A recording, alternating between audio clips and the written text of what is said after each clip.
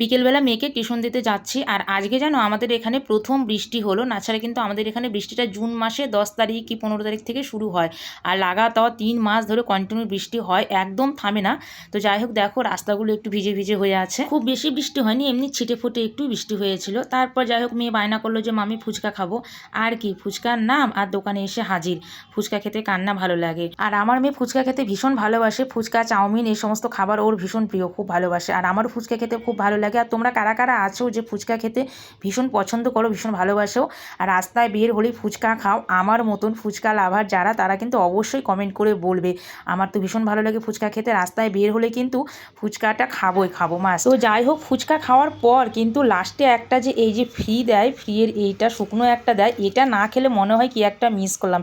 এটা খাবো, এটা খেতে আরও বেশি ভালো লাগে। কোনো সময় যদি দিতে ভুলে যায় তাহলে কিন্তু চেয়ে নেই। যাই হোক দিয়ে দেয় অবশ্য সব দোকানে। তারপরে এই যে মেয়েকে নিয়ে চলে আসলাম আরবি কোচিং সেন্টারে। এই কোচিং সেন্টারে কিন্তু আগেও পড়তো।